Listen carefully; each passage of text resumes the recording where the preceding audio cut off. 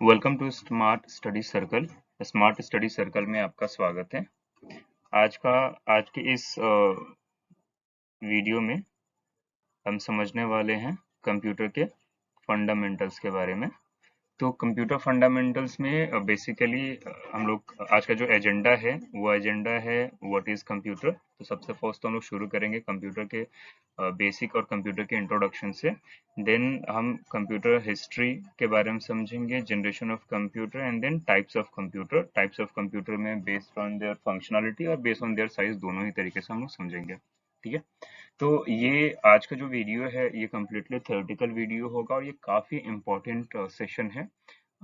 Important इसके लिए है क्योंकि अगर आप स्टूडेंट हो, वर्किंग प्रोफेशनल हो, किसी भी तरीके के एग्जाम्स का प्रिपरेशन कर रहे हो, कॉम्पिटिटिव का हो या नॉर्मल एग्जाम्स हो, कुछ भी हो, तो जो कंप्यूटर से रिलेटेड क्वेश्चंस आते हैं, मैक्सिमम क्वेश्चंस पॉसिबिलिटी ये है कि वो इन्हीं चीज़ों से आएंगे। ठीक है, तो इसको ध्यान से देखना है। अगर किसी को कोई क्वेश्चंस आते हैं या कुछ समझ में नहीं आता है, आप कमेंट कर सकते हैं।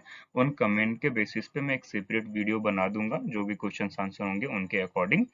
एंड इसमें मैंने थ्योरीज भी इंक्लूड किया है सो दैट कि अगर आपको कुछ याद करना हुआ या और बेटर तरीके से प्रिपेयर करना होगा तो आप इसको वीडियो को पॉज करके किसी नोटबुक में लिख सकते हैं या इसका स्क्रीनशॉट भी ले सकते हैं।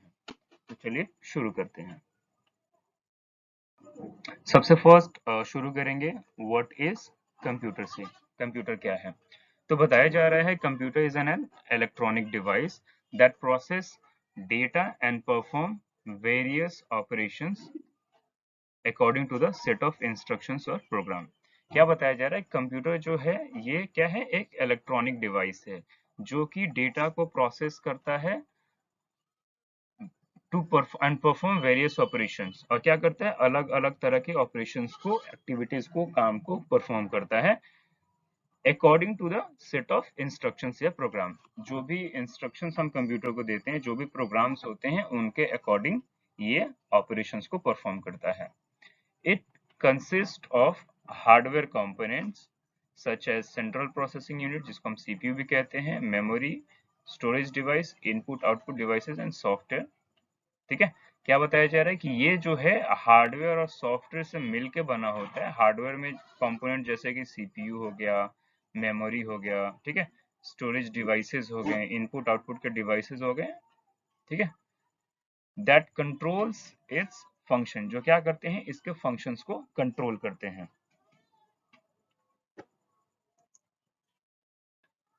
Computer can perform task ranging from simple calculation to complex simulation. ये क्या? सिंपल कैलकुलेशन से लेके कॉम्प्लेक्स सिमुलेशन तक परफॉर्म कर सकता है।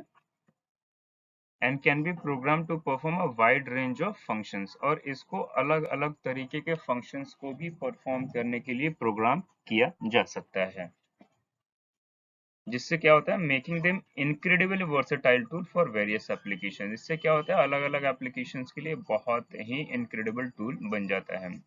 और बताया जा रहा है कि मिस्टर चार्ल्स बेबेज को फादर ऑफ कंप्यूटर भी कहते हैं। Mister Charles Babbage is known as the father of computer. ठीक है, तो ये आपका बेसिक क्वेश्चन का आंसर हो गया कि कंप्यूटर क्या है। तो कंप्यूटर क्या है? तो कंप्यूटर एक इलेक्ट्रॉनिक डिवाइस है जो क्या करता है? डेटा को प्रोसेस करता है। किस लिए? परफॉर्म करने के लिए वेरियस ऑपरेशंस। किसके थ्रू? According to a set of instruction, जो भी सेट ऑफ इंस्ट्रक्शंस होते हैं उनके थ्रू। और ये किससे मिलके बना होता है? तो it consist of hardware components and software. ये क्या किससे मिला रहता है? तो कंप्यूटर जो है हार्डवेयर एंड सॉफ्टवेयर, इन दोनों से मिलके बना होता है। ठीक है, चलिए जी, तो नेक्स्ट आगे बढ़ते हैं। यहाँ पे बताया जा रहा है the basic parts without which a computer can not work as follows. कुछ ऐसे बेसिक पार्ट्स जिसके बिना कंप्यूटर काम नहीं कर सकते हैं। वो कौन कौन से हैं? वो है processor, memory, motherboard, storage device, input device and output device. Processor का काम क्या होता है?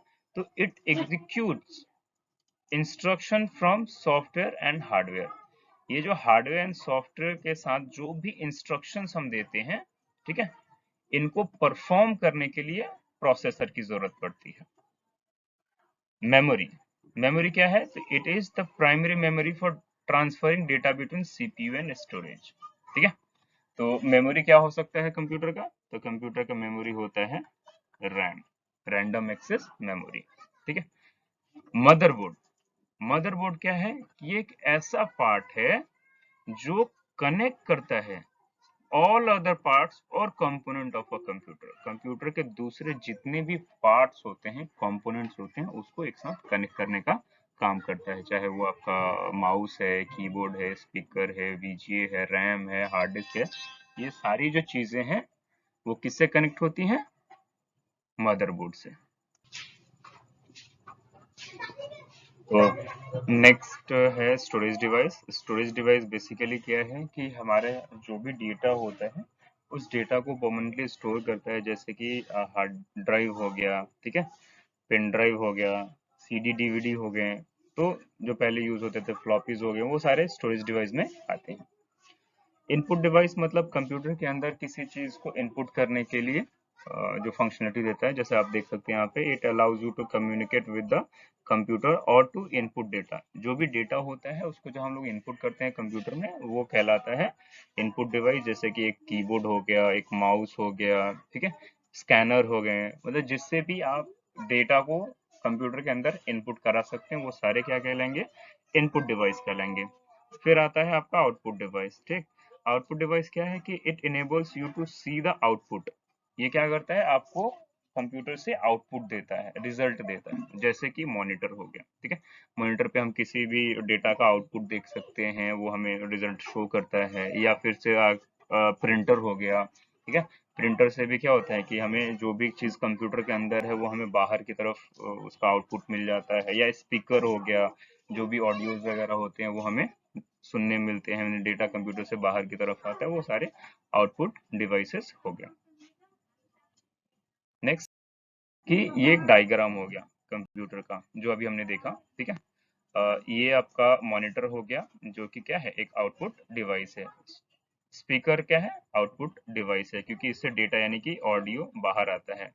ये आपका सिस्टम, इसको हम लोग सिस्टम यूनिट भी कहते हैं, और बहुत सारी जगह पे आपको इसको सीपीयू भी कहा जाएगा। सीपीयू मतलब सेंट्रल प्रोसेसिंग यूनिट। ठीक है, तो सीपीयू भी कहते हैं। एंड देन अगेन कीबोर्ड एक इनपुट डिवाइस हो जाएगा, माउस एक इनपुट डिवाइस हो जाएगा। तो ये एक बहुत ही बेसिक सा स्ट्रक्चर होता है किसी भी बेसिक कंप्यूटर का, जिसमें से एक तो मॉनिटर होना चाहिए, एक सीपीयू होगा, एक कीबोर्ड, एक माउस। ये बेसिक स्ट्रक्चर ये होने चाहिए। अगर इसमें से कुछ नहीं होगा तो फिर आपको आइदर इसको ऑपरेट करने में परेशानी होगी, या इसको आप प्रॉपरली यूज नहीं कर पाएंगे। तो नेक्स्ट हम लोग कंप्यूटर के डिफरेंशिएशंस के बारे में। ठीक है, तो बताया जा रहा है कि computers are divided into different types. Computer अलग अलग टाइप्स में डिवाइडेड रहते हैं। ठीक है, और ये जो डिवीजन होता है वो बेस्ड ऑन डिफरेंट क्राइटेरिया होता है, अलग अलग क्राइटेरिया के हिसाब से इनको बांटा जाता है। जैसे कि अगर बेस्ड ऑन साइज की बात करें, ठीक है, तो कंप्यूटर जो है ये बेसिकली 5 भागों में बांटा जा सकता है या बांटा गया है, जिसमें से पहला है माइक्रो कंप्यूटर, दूसरा है मिनी कंप्यूटर, फिर main frame, super computer and work station. बहुत सारी जगहों पे आपको सिर्फ ये 4 डिफरेंशिएशंस ही देखने मिल सकते हैं, बहुत सी जगह पे ये 5वां भी आपको देखने मिले, तो उसमें कंफ्यूज होने की जरूरत नहीं है। हाँ, आप अगर लिखते हैं कि ये 5 टाइप्स में है तो वो भी आपका आंसर गलत नहीं होगा।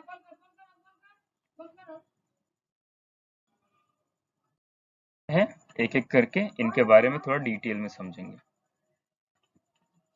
हाँ,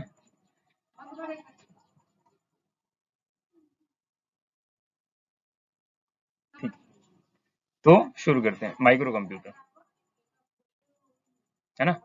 माइक्रो कंप्यूटर के बारे में क्या बताया जा रहा है कि micro computer is a small and relatively inexpensive computer that's design for personal और स्मॉल स्केल यूज।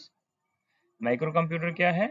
एक बहुत ही स्मॉल और काफी सस्ता कंप्यूटर होता है जिसको डिजाइन किया गया किस लिए? पर्सनल यूज या स्मॉल स्केल यूज के लिए। जैसे कुछ एग्जांपल्स क्या हैं जो हम यूज करते हैं? पीसी, जिसे हम लोग पर्सनल कंप्यूटर कहते हैं, पर्सनल कंप्यूटर लैपटॉप्स हो गए, टैबलेट माइक्रो कंप्यूटर में आएगा, स्मार्टफोन्स और एम्बेडेड सिस्टम।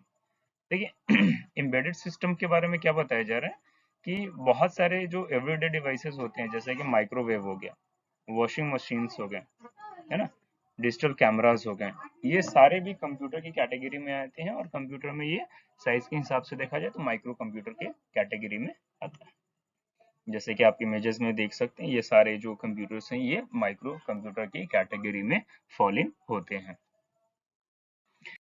कहें मिनी कंप्यूटर के बारे में, ठीक है, तो मिनी कंप्यूटर के बारे में क्या बताया जा रहा है कि minicomputers also known as mid range computer, ठीक है, इसको हम मिड रेंज कंप्यूटर भी कहते हैं, मिड रेंज कंप्यूटर। ये क्या होता है?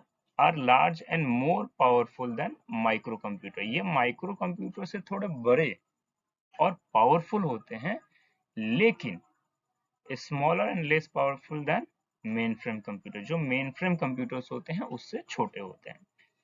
दे were commonly use for various business and scientific applications. इनका जो इस्तेमाल किया जाता था पहले, वो अलग अलग तरह के बिजनेस या साइंटिफिक एप्लीकेशंस के लिए यूज किया जाता था।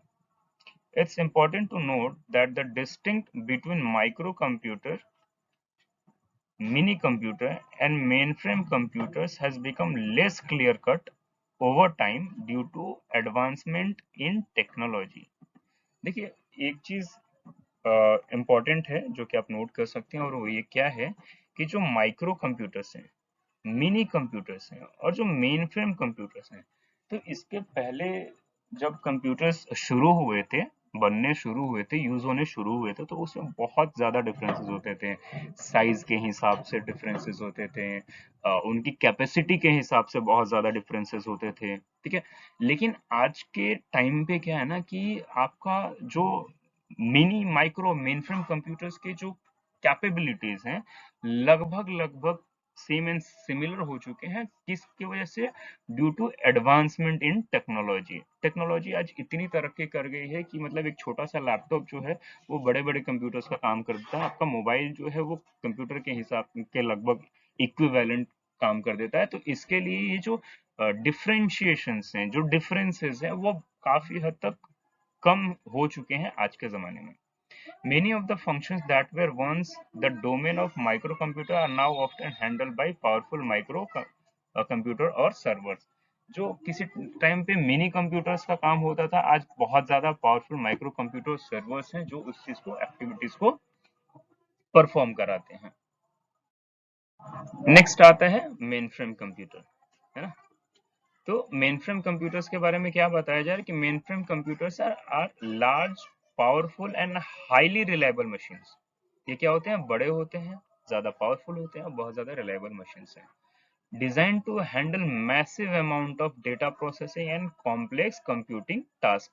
इसको किस लिए डिजाइन किया गया है? बहुत ही ज्यादा बड़े अमाउंट में डेटा को प्रोसेस करने के लिए, कॉम्प्लेक्स से कॉम्प्लेक्स कंप्यूटिंग टास्क को परफॉर्म कराने के लिए, और इसको डिजाइन किया गया। They are often use by large organisation. ये क्या होता है ना कि जो लार्ज और बड़े ऑर्गेनाइजेशन होते हैं उनके थ्रू यूज किया जाता है।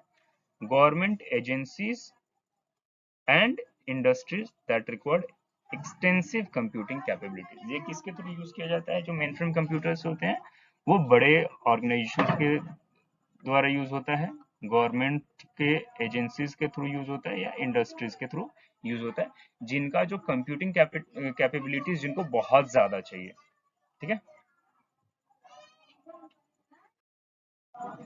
नेक्स्ट है सुपर कंप्यूटर, है ना।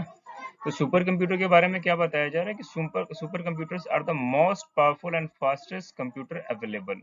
अभी तक जो भी कंप्यूटर्स अवेलेबल हैं, चाहे वो किसी भी कैटेगरी के हों, उन सब में सबसे पावरफुल और सबसे ज्यादा फास्ट कंप्यूटर कोई है तो सुपर कंप्यूटर है। Capable of performing extremely complex calculations, ये क्या करता है, बहुत ही ज्यादा कॉम्प्लेक्स कैलकुलेशंस को परफॉर्म कर सकता है। Simulations at an incredible speed, simulations को भी कर सकता है, कैलकुलेशंस को भी कर सकता है, और बहुत ही तेज गति के साथ बहुत ही हाई स्पीड में कर सकता है। और इनका यूज क्या होता है, तो they are use for scientific research, simulations, weather forecasting, advanced cryptography, and other tasks that demand massive computational capabilities. Scientific research, simulation, weather forecasting के लिए, इन सब चीजों के लिए इसका इस्तेमाल किया जा सकता है, या वैसे टास्क जिसके लिए बहुत ज्यादा कंप्यूटेशनल कैपेबिलिटीज की जरूरत पड़ती है।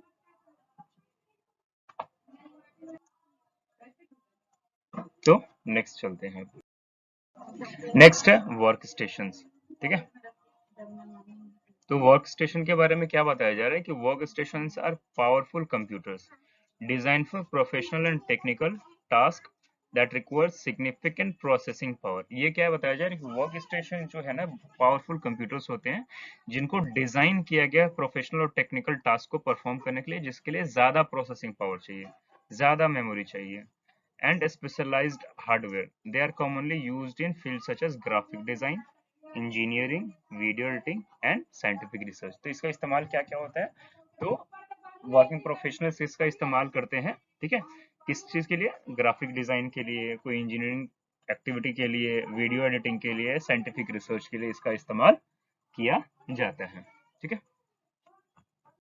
नेक्स्ट बात हो रही है बेनिफिट ऑफ कंप्यूटर्स।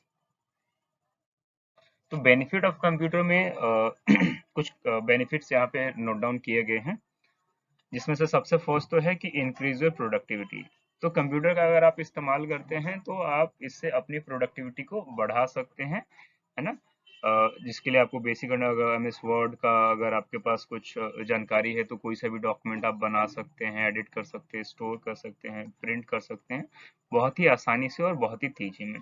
दूसरा चीज है कनेक्ट टू द इंटरनेट। देखो ये जो है आपको इंटरनेट से कनेक्ट करने की फैसिलिटी देता है, जिससे कि आप क्या कर सकते हैं, सेंड कर सकते हैं ईमेल्स को, किसी भी कंटेंट को ब्राउज कर सकते हैं, कुछ इन्फॉर्मेशन चाहिए तो वो कर सकते हैं, सोशल मीडिया प्लेटफॉर्म्स का इस्तेमाल कर सकते हैं, और बहुत सारी चीजें कर सकते हैं by connecting to the internet. ठीक है, जैसे कि आप ये कोर्स भी देखा जाए तो ये कोर्स आप इंटरनेट के थ्रू कर रहे हैं, बहुत सारी चीजें आप सीख सकते हैं, है ना।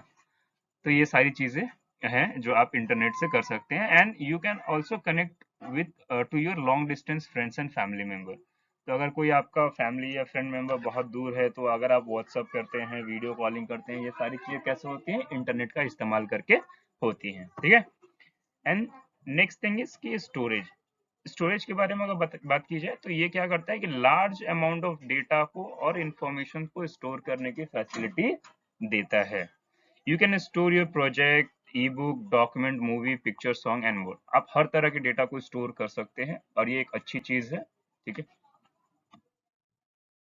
अगर देखें तो ऑर्गेनाइज्ड डेटा एंड इंफॉर्मेशन, ये क्या बता रहा है कि ये सिर्फ डेटा को स्टोर नहीं करता है, ये जो है ये सिर्फ डेटा को स्टोर नहीं करता है बल्कि also enable you to organise your data. आप अपने डेटा को ऑर्गेनाइज कर सकते हैं, जैसे कंप्यूटर में आपने फोल्डर बना लिया, उस फोल्डर में डाल दिया कि भाई इसमें तो इमेजेस हैं, इसमें वीडियोस हैं, इसमें मेरे स्टडी मटेरियल्स हैं, यहाँ पे कुछ ई बुक्स रखे हुए हैं, कुछ पीडीएफ्स हैं, तो उस तरीके से आप इसको ऑर्गेनाइज भी कर सकते हैं। ठीक है, जैसे बताया गया कि आप क्या कर सकते हैं, अलग अलग तरह के फोल्डर्स को बना सकते हैं, अलग अलग तरीके के डेटा इंफॉर्मेशन को स्टोर करने के लिए, सो दैट कि कल के डेट में अगर आपको इसको सर्च करना हुआ तो आप आराम से इजीली एंड क्विकली सर्च कर सकते हैं। इसके बाद है कि इम्प्रूव योर एबिलिटीज। तो अभी ये क्या बता रहा है कि ये एक अच्छा इंग्लिश लिखने में भी हेल्प करता है। अगर आपकी इंग्लिश स्पेलिंग सही नहीं है, ग्रामर सही नहीं है, तो आप क्या कर सकते हैं, ये आप यहाँ पे लिख करके स्पेलिंग चेक कर सकते हैं, या फिर से अगर मैथ्स में अच्छे नहीं हैं तो आप एक्सेल शीट का यूज कर सकते हैं। अगर आपको चीजें जल्दी याद नहीं रहती हैं तो आप उसको यहाँ पे स्टोर करके रख सकते हैं। तो मोटे मोटे तौर पे देखा जाए तो हर तरह के कैलकुलेशंस को परफॉर्म करने, किसी तरह के रिजल्ट को स्टोर करने में ये काफी हेल्प करता है। And last is like keep you entertained. Keep you entertain का मतलब ये कि आपको कुछ एंटरटेनमेंट भी चाहिए तो आप कंप्यूटर का इस्तेमाल करके कर सकते हैं। फॉर एग्जांपल आप गाना सुन सकते हैं, आप मूवीज देख सकते हैं, आप गेम खेल सकते हैं, बहुत सारी चीजें हैं जो आप कंप्यूटर से कर सकते हैं। इससे आपका एंटरटेनमेंट भी हो जाता है। तो ये तो हो गया बेनिफिट ऑफ कंप्यूटर। नेक्स्ट हम पढ़ते हैं कंप्यूटर के हिस्ट्री के बारे में। ठीक है, तो हिस्ट्री ऑफ कंप्यूटर्स में जो है क्या बताया जा रहा है कि the first counting device was launch by the primitive people. ठीक है, they use to they use sticks, stone and bones as counting tool. तो पहले क्या था कि पहले जो लकड़ी होते थे, पत्थर होते थे, कुछ हड्डियां होती थी, उनको एज अ काउंटिंग टूल के तौर पे यूज किया जाता था।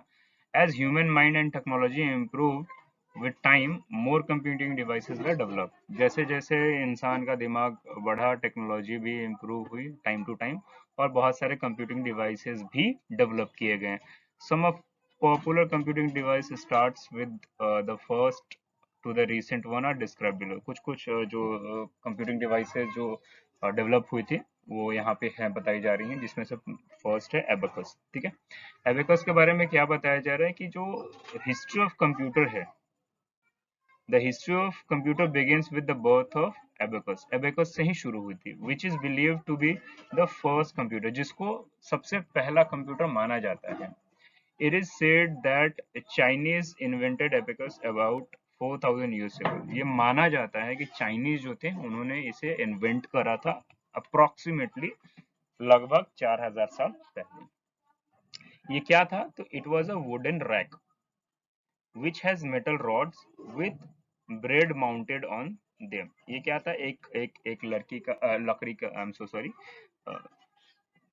ये क्या था? एक वुडन रैक था जिसमें क्या था कि मेटल रॉड्स और ब्रेड जो थे वो माउंटेड थे। The beads,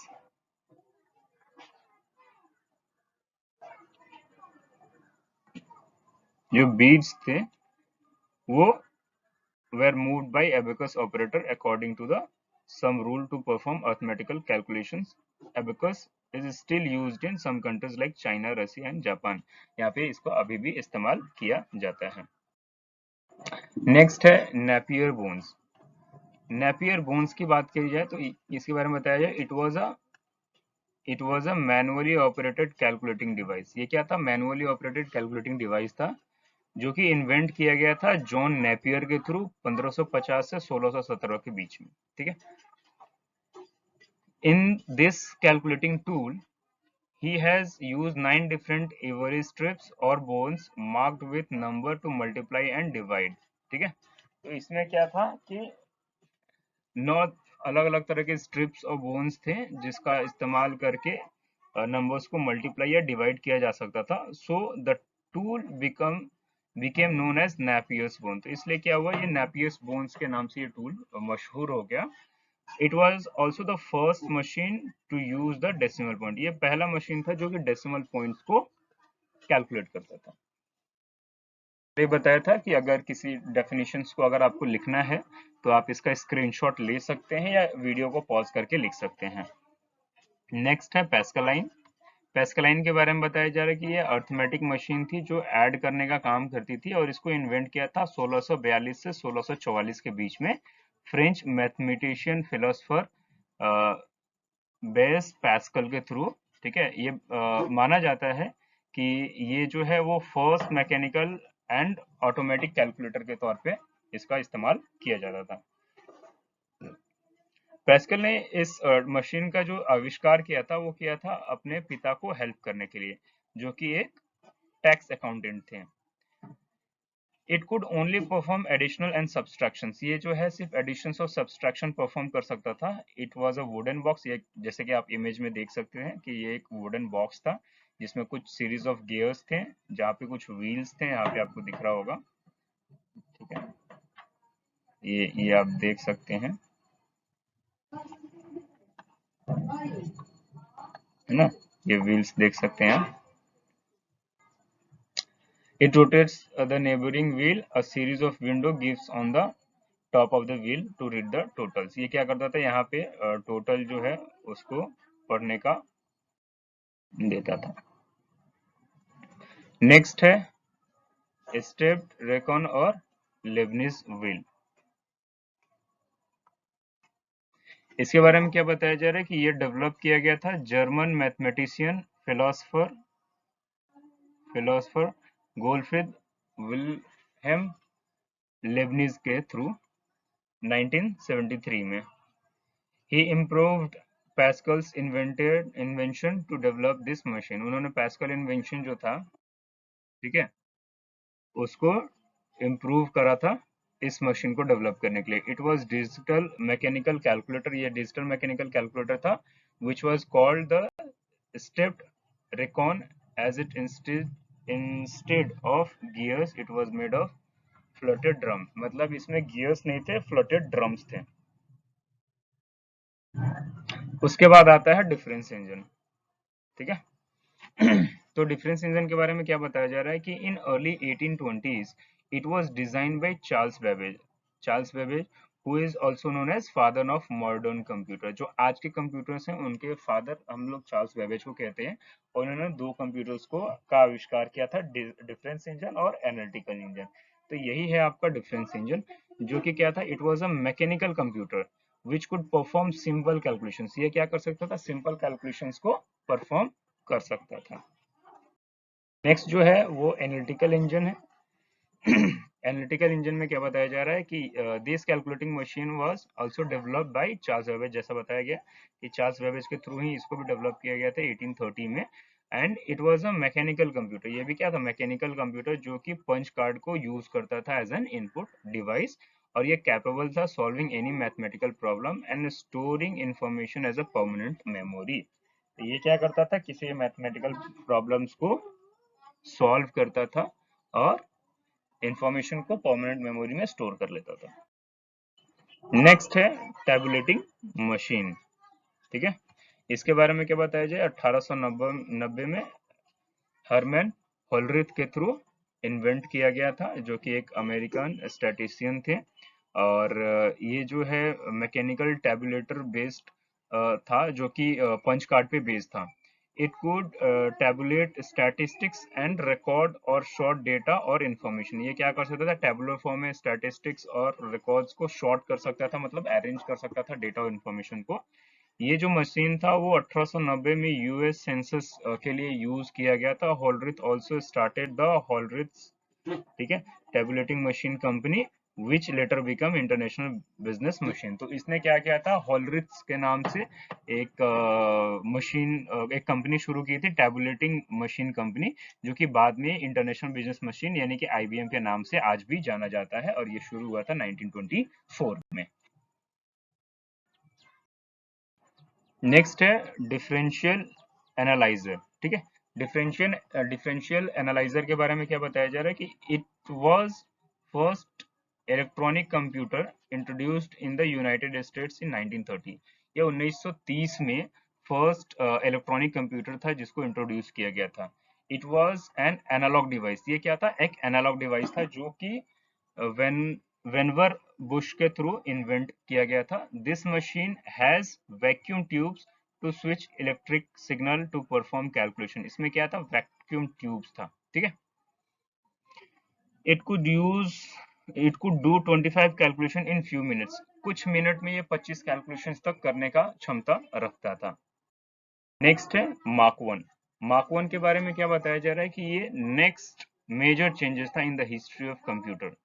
began in 1937 when Howard Aiken planned to develop a machine that could perform calculations involving large number। वो टाइम पे 1937 में जब हॉवर्ड एकिन ने प्लान किया एक ऐसा मशीन बनाया जाए कि जो कि बहुत सारे कैलकुलेशंस को एक साथ परफॉर्म कर पाए। In 1944 Mark one computer was build as a partnership between IBM and Harvard. Harvard और आईबीएम के बीच में पार्टनरशिप करके दोनों ही जगहों से मतलब मिलके एंड देन ये मार्क वन कंप्यूटर बनाया गया था। इसके बारे में ये भी बताया जा रहा है कि it was the first programmable digital computer. ये पहला प्रोग्रामेबल डिजिटल कंप्यूटर था, ठीक है। तो अभी के लिए बस इतना ही। नेक्स्ट वीडियो में हम लोग जनरेशन ऑफ कंप्यूटर और बाकी टॉपिक्स को कवर करेंगे। ये वीडियो थोड़ा सा लंबा है, लेकिन अगर आप इसको देखते हैं तो काफ़ी आपको वैल्यूएबल इंफॉर्मेशंस मिलेंगे, एंड आई होप कि आप इसको पूरा वॉच करेंगे। अगर वीडियो आपको इंफॉर्मेटिव लगा तो लाइक कीजिए। किसी तरह कुछ भी क्वेरी है, कुछ क्वेश्चन है, या कुछ और समझना चाहते हैं तो कमेंट कीजिए। ये वीडियो उन लोगों के साथ शेयर कीजिए जिनको आपको लगता है कि इससे हेल्प हो सकती है। जो भी स्टूडेंट्स हैं, वर्किंग प्रोफेशनल्स हैं, कॉम्पिटिटिव एग्जाम्स की तैयारी करते हैं, उनको आप शेयर कीजिए। एंड हमारे चैनल को सब्सक्राइब करके बेल आइकन जरूर प्रेस कीजिएगा। थैंक यू सो मच कि आपने हमारे वीडियो को यहाँ तक देखा। आपका बहुत बहुत शुक्रिया। मिलते हैं नेक्स्ट वीडियो में नेक्स्ट टॉपिक के साथ। Thank you.